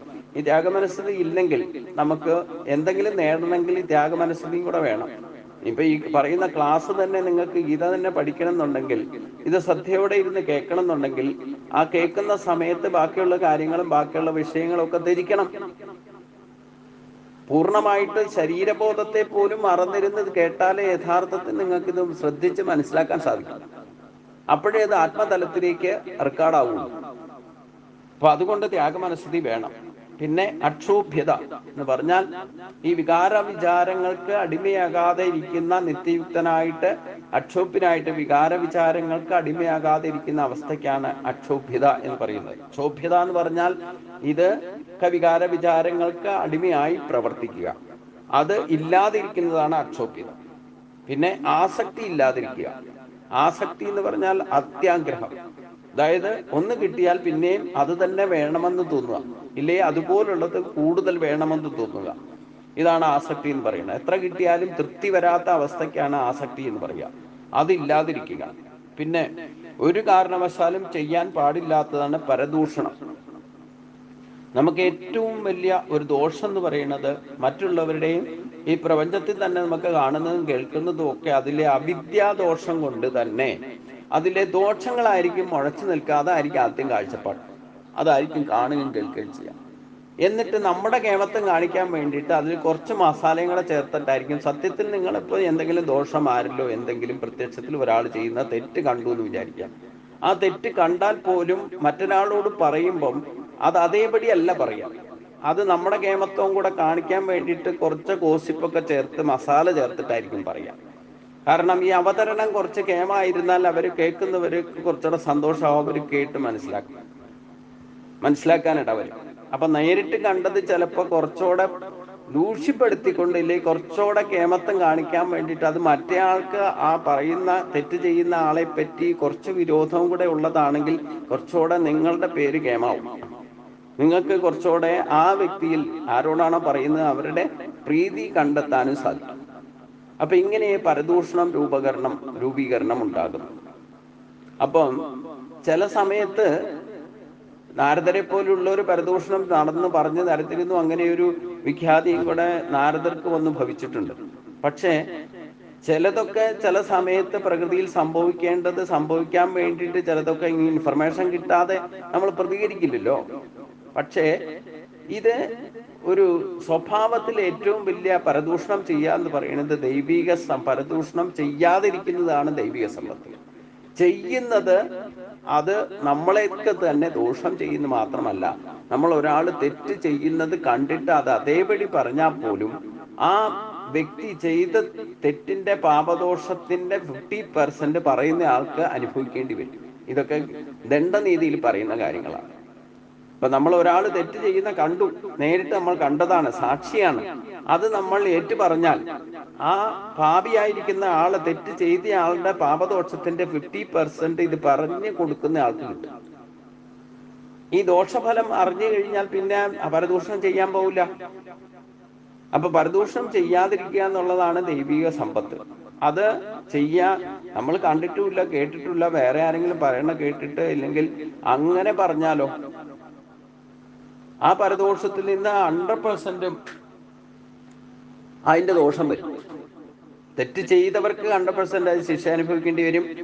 അത് നമ്മൾ മറ്റൊരാളോട് കുറ്റമായിട്ട് പറഞ്ഞാൽ ആ തെറ്റ് ചെയ്ത ആളുടെ പാപത്തിന്റെ പകുതി പറയുന്ന ആൾക്ക് കിട്ടും. ഇനി അവര് മനസ്സിലും ചിന്തയിലും വരാത്ത ഒരു കാര്യം നമ്മൾ വെറുതെ ഉണ്ടാക്കി പറഞ്ഞാൽ, അവര് മനസ്സിൽ പോലും വിചാരിക്കുന്ന കാര്യം അവരെ പറ്റി കുറ്റം നമ്മൾ പറഞ്ഞാൽ അതിൽ നിന്ന് അതിന്റെ 100% ദോഷവും നമ്മൾ അനുഭവിക്കുന്നു. അപ്പൊ അതുകൊണ്ട് പരദൂഷണം ചെയ്യാതിരിക്കുക എന്ന് പറയുന്നതാണ് ഏറ്റവും വലിയ ദൈവിക സമ്പത്ത്. മനസ്സലിവ്, അതായത് നമുക്ക് കുറച്ചൊക്കെ മനസ്സലിവ് മറ്റുള്ളവരോട് കാരുണ്യം ഉണ്ടാകണമെങ്കിൽ നമ്മൾ അനുഭവിക്കുന്ന ദുഃഖങ്ങൾ തന്നെയാണ്, വേദനകൾ തന്നെയാണ് മറ്റുള്ളവരും അനുഭവിക്കുന്നത് എന്നൊരു സ്വബോധത്തിലേക്ക് എത്തിക്കഴിഞ്ഞാൽ ഈ കാരുണ്യമൊക്കെ നമുക്കുണ്ടാകും. മറ്റൊരാളുടെ ദുഃഖത്തെയും നമുക്ക് കണ്ട് മനസ്സിലാക്കിക്കൊണ്ട് അവരെ സഹായിക്കാനുള്ള മനസ്സലിവാണ്, ഇല്ലെങ്കിൽ ഒരു സമാധാന ആശ്വാസവാക്കെങ്കിലും പറയാൻ സാധിച്ചാൽ അതാണ് മനസ്സലിവ് എന്ന് പറയുന്നത്. അവരെ ഒരിക്കലും വേദനിപ്പിക്കാതെങ്കിലും ഇരിക്കുക. പിന്നെ അധർമ്മ മാർഗത്തിൽ ചരിക്കാനും അതിന് കുറച്ച് ലജ്ജ, ദൈവിക സമ്പത്തിൽ പെട്ടതാണ് ലജ്ജ. അതായത് ആ അസുരി സമ്പത്തിനെ ആശ്രയിച്ചിട്ടുണ്ടെങ്കിൽ അധർമ്മപരമായിട്ട് ഇല്ലെങ്കിൽ മറ്റുള്ളവർക്ക് ദ്രോഹം ചെയ്യുന്ന വിധത്തിൽ വക്രബുദ്ധിയോ ഇല്ല അത്തരത്തിൽ ഈ പറഞ്ഞ ദൈവിക സമ്പത്തുകൾക്ക് വിരുദ്ധമായിട്ട് പ്രവർത്തിക്കുന്നതിന് ഒരു ലജ്ജാഭാവം നമുക്കുണ്ടായിരിക്കണം. എന്നാൽ ഭഗവാന്റെ നാമം ജപിക്കുന്നതിനോ ഭക്തി ഭാവന നമ്മൾ പ്രകടമാക്കുന്നതിനോ ഭഗവാനെ നമസ്കരിക്കുന്നതിനോ ഒന്നും ലജ്ജ ഉണ്ടാകാനും പാടില്ല. അപ്പൊ ഈ പറയുന്ന എല്ലാ ഗുണങ്ങളിലും അതിനെ അതേപടി മനസ്സിലാക്കിക്കൊണ്ട്, ഗുണത്തെ മനസ്സിലാക്കിക്കൊണ്ട് അതിനെ ആർജിക്കാൻ ശ്രമിക്കണം. അതിന് വിരുദ്ധമായിട്ട് എന്തെങ്കിലും ചെയ്താൽ അതൊക്കെ ആസുരി സമ്പത്തായിട്ട് മാറുകയും ചെയ്യും. അപ്പൊ അതുകൊണ്ട് ലജ്ജ വേണ്ട സമയത്ത് അതൊക്കെ പ്രകടമാക്കാനുള്ളതും ദൈവിക സമ്പത്താണ്. പിന്നെ ചഞ്ചലാവസ്ഥ ഇല്ലാതിരിക്കുക, അഥവാ ചാപല്യം ഇല്ലാതിരിക്കുക. അതാണ് ആദി ദൈവിക ദുഃഖത്തിന് കാരണമായി ഭവിക്കുന്നത്. നമുക്ക് ഈ ടെൻഷൻ, ചഞ്ചലാവസ്ഥ, മനോധൈര്യം, സംശയം ഉണ്ടായാലാണ് ഈ ചഞ്ചലാവസ്ഥ ഉണ്ടാകും. അപ്പൊ ചഞ്ചലാവസ്ഥ ഇല്ലാതെ ഇരിക്കുക, പെരുമാറാൻ പഠിക്കണം. പിന്നെ തേജസ്, നാമസങ്കീർത്തനം തന്നെ ദിവസവും സ്വയം കേൾക്കാവുന്ന ശബ്ദത്തിൽ നമ്മൾ നാമം ജപിക്കാൻ തുടങ്ങിയാൽ തന്നെ ആ വ്യക്തിയുടെ മുഖത്ത് നോക്കിയാൽ തന്നെ അതിന്റെ തേജസ് നമുക്ക് തിരിച്ചറിയാൻ സാധിക്കും. അപ്പൊ ഈശ്വരശക്തി യഥാവിധി പ്രവർത്തിക്കാൻ പോയാൽ, ഇല്ലെങ്കിൽ പ്രവർത്തിക്കാൻ തുടങ്ങിക്കഴിഞ്ഞാൽ അവരുടെ മുഖത്ത് തന്നെ മുഖപ്രസാദം ഉണ്ടെന്നർത്ഥം. ആ തേജസ് ഉണ്ട്. അവന് ആ തരത്തിൽ ക്രോധമില്ലാതെ ഇരിക്കുന്ന ആൾക്ക് ക്ഷമയും ഉണ്ടാകും. ആ ക്ഷമിക്കാനുള്ള കഴിവ് അതും ഒരു ദൈവിക സമ്പത്താണ്. നമ്മളോട് ഏറ്റവും വലിയ തെറ്റ് ചെയ്ത ആളായിക്കോട്ടെ, ഏതെങ്കിലും കാലത്ത് നമുക്കിപ്പോൾ ഈ മനസ്സിന്റെ ശ്രേഷ്ഠത കൊണ്ടോ ഇല്ലേ ബുദ്ധിയുടെ ശ്രേഷ്ഠത കൊണ്ടോ നമ്മൾ ഏതെങ്കിലും കാലത്ത് നമ്മളോട് വിരുദ്ധമായിട്ട്, നമ്മുടെ ഇഷ്ടത്തിന് വിരുദ്ധമായിട്ടോ ഇല്ലെങ്കിൽ നമ്മളൊക്കെ ദ്രോഹം ചെയ്യണമെന്ന ഭാവത്തിൽ, ശത്രുഭാവത്തിൽ വർത്തിച്ചവരും ചിലപ്പോൾ ചില വാക്കുകളിൽ നിന്നോ അവരുടെ പ്രവൃത്തികളൊന്നും നമ്മൾ മറക്കാതിരിക്കും. പക്ഷേ അവരോടൊക്കെ ക്ഷമിക്കാനുള്ള ഒരു മനോഭാവം നമുക്ക് ഉണ്ടാകണം. ഇല്ലെങ്കിൽ പിന്നെ അവരും നമ്മളും തമ്മിൽ എന്താ വ്യത്യാസം? ഒരാൾ നമ്മൾക്ക് എന്നോ ശത്രുഭാവത്തിൽ നമ്മളെ ദ്രോഹിച്ചു എന്ന് വിചാരിച്ചിട്ട് നമ്മൾ ജീവിതകാലം മുഴുവൻ അത് മനസ്സ് വെച്ചുകൊണ്ട് അയാളോട് ശത്രുഭാവത്തിൽ പെരുമാറിയാൽ അവരും നമ്മളും തമ്മിൽ എന്താ വ്യത്യാസം? അതുകൊണ്ട് നമുക്ക് ക്ഷമിക്കാനുള്ള കഴിവുണ്ടെങ്കിൽ അവിടെയാണ് ഈശ്വരീയ ഗുണം പ്രകടമാകുക നമ്മളിലെത്തുന്നർത്ഥം. നമ്മളോട് എത്ര ക്രൂരമായിട്ട് പെരുമാറിയവരായാലും വേണ്ടില്ല, ഒരു സമയത്ത് നമുക്ക് അവസരം കിട്ടിയാൽ അവരോട് ക്ഷമിക്കാനുള്ള കഴിവ് നമുക്കുണ്ടായിരിക്കണം. അത് ദൈവിക സമ്പത്താണ്. അതിനുള്ള ധൈര്യവും ഉണ്ടാകണം. ക്ഷമയുണ്ടെങ്കിൽ അതിനോടൊപ്പം അവരോടൊക്കെ നമ്മുടെ ഇപ്പൊ ഈ പറയുന്ന ഭക്തിമാർഗത്തിൽ സഞ്ചരിക്കുമ്പോഴും പലവിധ ക്ലേശങ്ങളും സ്വന്തമായിട്ടും ഇല്ല മറ്റുള്ളവരായിട്ടും ബന്ധുക്കളായിട്ടും പലതരത്തിൽ നമ്മളെ അതിൽ നിന്ന് വ്യതിചലിപ്പിക്കാനുള്ള ശക്തികളും ഈ ദുർമേധസ്സുകളും നമ്മളെ ക്ലേശങ്ങളിൽ പെടുത്തിയെന്നിരിക്കും. പക്ഷെ അവിടെയൊക്കെ സധൈര്യം, ഇപ്പൊ കൃത്യനിഷ്ഠ, ഭക്തി, വിവേചന ശക്തി, ദൃഢനിശ്ചയം, ത്യാഗമനസ്ഥിതി എന്ന മനോഭാവത്തെ അനുസരിച്ചുകൊണ്ട് നമുക്ക് അതിനെ ഉപയോഗിക്കണമെങ്കിൽ തന്നെ അല്ലെ കൃത്യനിഷ്ഠയോടുകൂടി നമ്മൾ എല്ലാ കാര്യങ്ങളും ഈ ശാസ്ത്രത്തെ അനുസരിക്കാൻ ശ്രമിക്കുമ്പോൾ അതിന് പല പ്രതിബന്ധങ്ങളും ക്ലേശങ്ങളും ഒക്കെ ഒന്ന് ഭവിക്കും. അവിടെയൊക്കെ ധൈര്യം വെടിയാതെ നമുക്കതിനെ ആ മാർഗത്തിൽ നിന്ന് വ്യതിചലിക്കാതിരിക്കാനും വേണം ഒരു ധൈര്യം. അപ്പൊ ആ ധൈര്യം ഉണ്ടായിരിക്കണം. പിന്നെ ഒരു കാരണവശാലും ദ്രോഹബുദ്ധി ഉണ്ടാകാൻ പാടില്ല. നമുക്ക് എന്ത് തന്നെ ഭക്തിമാർഗത്തിലായാലും ഇല്ലെങ്കിൽ ഭൗതികമായ മാർഗത്തിലായാലും വേണ്ടില്ല, ഒരു കാരണവശാലും ഒരു ജീവജാലങ്ങളെയും ദ്രോഹിക്കാൻ പാടില്ല. ആ ദ്രോഹബുദ്ധി പോലും ഉണ്ടാകാൻ പാടില്ല. ഞാനെന്ന ഭാവം ഇല്ലാതിരിക്കുക. ഞാനെന്ന ഭാവം ഉണ്ടാക്കി തരുന്നത് തന്നെ ബ്രഹ്മശക്തിയാണ്. അപ്പൊ ഞാനെന്ന ഭാവം എൻ്റെ കേമത്വം കൊണ്ടല്ല, ഞാനെന്ന ബോധം എനിക്ക് ഉണ്ടാകുന്നത് അതെന്റെ കേമത്വം എന്ന് പറയാൻ സാധിക്കും. കാരണം നമ്മളിൽ ആ വിളങ്ങി നിൽക്കുന്ന നാശരഹിതമായിരിക്കുന്ന ശരീരത്തിന്റെ നാഥനായിരിക്കുന്ന ആ ബ്രഹ്മഭാവം അല്ലെങ്കിൽ പരമാത്മഭാവം അല്ലെങ്കിൽ ഗുരുവായൂരപ്പൻ തന്നെയാണ് ഞാൻ എന്ന ഭാവത്തെ, അഹംബോധത്തെ നമുക്ക് ഉണ്ടാക്കി തരുന്നത്. അതുകൊണ്ട് തൻ്റെ കേമത്വം ഒന്നും കാണിക്കാൻ വേണ്ടിയിട്ട് ഞാനെന്ന ഭാവം പ്രകടമാക്കാതിരിക്കുക എന്നീ പറയുന്ന ഗുണങ്ങളെല്ലാം തന്നെ അല്ലേ അർജുന ദൈവിക സമ്പത്തോട് ജനിച്ചവന് ഉണ്ടാകുന്നു. ഈ പറയുന്നത് 26 ഗുണങ്ങളാണ്. ഇതാണ് ദൈവിക സമ്പത്ത് എന്ന് പറയുന്നത്. ഈ പറഞ്ഞ 26 ഗുണങ്ങളും ദൈവിക സമ്പത്താണെന്ന് സാരം. ദേവവിഭൂതിക്ക് അർഹനായിട്ടുള്ളവന് ഈ ഗുണങ്ങൾ ഉണ്ടാകുന്നു. അപ്പോൾ ദൈവിക സമ്പത്തോടു കൂടി ജനിച്ചവർ നമുക്കെല്ലാം 50% നമ്മൾ മനുഷ്യജന്മം കിട്ടുമ്പോൾ തന്നെ നമ്മളെല്ലാവരും ദൈവിക സമ്പത്തോടു കൂടി തന്നെയാണ് ജനിക്കുന്നത്. പക്ഷേ അതിൻ്റെ 50% നമ്മുടെ സ്വഭാവത്തിൽ ഇപ്പോൾ നമുക്ക് യൂട്ടിലൈസ് ചെയ്യാൻ സാധിക്കൂ. ഈ ശാസ്ത്രമൊക്കെ പഠിച്ചിട്ട് അതിനെ യോഗസാധനയിലൂടെ, അഷ്ടാംഗ യോഗത്തിലൂടെ ഈ പറയുന്ന ശാസ്ത്രത്തെ അനുസരിക്കുമ്പം നമുക്ക് അർഹതയെ യോഗ്യതയാക്കി മാറ്റുമ്പോഴാണ് ഇവിടെ നമുക്ക് ഈ ഗുണങ്ങളെല്ലാം യഥാർത്ഥത്തിൽ വേണ്ട വിധത്തിൽ വേണ്ട സമയത്ത് യൂട്ടിലൈസ് ചെയ്യാൻ സാധിക്കുക. അപ്പൊ ദൈവിക സമ്പത്തോടു കൂടിയാണ് നമ്മൾ ജനിച്ചിരിക്കുന്നത്. പക്ഷേ ഈ പറയുന്ന 26 ഗുണങ്ങൾക്ക് വിരുദ്ധമായിട്ട് ഏതെങ്കിലും ഗുണങ്ങൾ നമ്മളിൽ പ്രകടമാകുന്നുണ്ടെങ്കിൽ അതൊക്കെ അസുരീ സമ്പത്താണ്.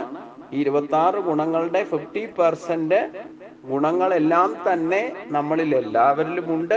അത് സ്ത്രീയോ പുരുഷനോ ബ്രാഹ്മണനോ ക്ഷത്രിയനോ വൈശ്യനോ ശൂദ്രനോ മനുഷ്യജന്മം കിട്ടിയവർക്ക് എല്ലാവർക്കും ഉണ്ട്. അതാണ് താൻ പാതി ദൈവം പാതി എന്ന് പറയുന്ന ആ ശക്തി നമ്മളിൽ തന്നെ പകുതിയായിട്ട് പ്രവർത്തിക്കുന്നതാണ്. ഇത് നിരീശ്വരവാദിക്കും യുക്തിവാദിക്കും ഭക്തിവാദിക്കും എല്ലാം ഉണ്ട്. ഒരു നിമിഷം പോലും ഈ പ്രപഞ്ചത്തിലുള്ള സൃഷ്ടിക്ക് ജീവിച്ചിരിക്കണമെങ്കിൽ 50% ഗുണങ്ങൾ ഉണ്ടായിരിക്കണം.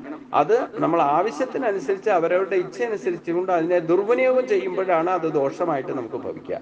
അത് ദുർവിനിയോഗം ചെയ്യാതെയും അതിൽ നിന്ന് അവിദ്യാദി ദോഷങ്ങൾ അനുഭവിക്കാതെയും ഇരിക്കണം എന്നുണ്ടെങ്കിൽ ഈ ഗുണങ്ങളെ യഥാവിധി മനസ്സിലാക്കിക്കൊണ്ട് അത് വേണ്ട സമയത്ത് വേണ്ടതുപോലെ ഉപയോഗിക്കാൻ പക്വത നേടണം. ഇതിന് വിരുദ്ധമായിട്ട് ഒരിക്കലും പ്രവർത്തിക്കാൻ ഇടവരരുത്. അഥവാ ഇടവന്നാൽ അത് നമ്മുടെ സർവനാശത്തിലേക്ക്, സംസാര ബന്ധനത്തിലേക്കും താപത്രയങ്ങളിലേക്കും നയിക്കും എന്നതിൽ യാതൊരു സംശയവുമില്ല. ഈ 3 ശ്ലോകങ്ങളെ കൊണ്ട് നമുക്ക് ഇന്നത്തെ ക്ലാസ് ഇവിടെ സമർപ്പിക്കാം. ബാക്കി ഭാഗങ്ങൾ ഇനി പറയുന്നതൊക്കെ ആസുരി സമ്പത്താണ്. അത് എന്താണെന്ന് അറിഞ്ഞിരിക്കുക. അത് ആർജിക്കാൻ വേണ്ടിയിട്ടല്ല പറയുന്നത്. അതൊക്കെ അറിഞ്ഞുകൊണ്ട് നമ്മളിൽ എന്തെങ്കിലും ആസുരി സമ്പത്ത് ഉണ്ടെങ്കിൽ അതിനെയൊക്കെ ഉപേക്ഷിക്കാനും കൂടെ നമ്മൾ ഇത് അറിഞ്ഞുകൊണ്ട് തയ്യാറാകണം എന്നർത്ഥം. അതിന് ഗുരുവായൂരപ്പന്റെ അനുഗ്രഹം കൊണ്ട് എല്ലാവർക്കും സാധിക്കട്ടെ എന്ന് പ്രാർത്ഥിച്ചുകൊണ്ട് ഇന്നത്തെ ക്ലാസ് നമുക്ക് ഇവിടെ സമർപ്പിക്കാം. ഓം സ്വസ്തി പ്രജാഭ്യാം പരിപാലയന്താം ന്യായേന മാർഗേണ മഹിം മഹീശാ ഗോ ബ്രാഹ്മണേഭ്യഃ ശുഭോ സത്യം. ലോകാഃ സമസ്താഃ സുഖിനോ ഭവന്തു. ലോകാഃ സമസ്താഃ സുഖിനോ ഭവന്തു. ഓം ശാന്തി ശാന്തി ശാന്തി.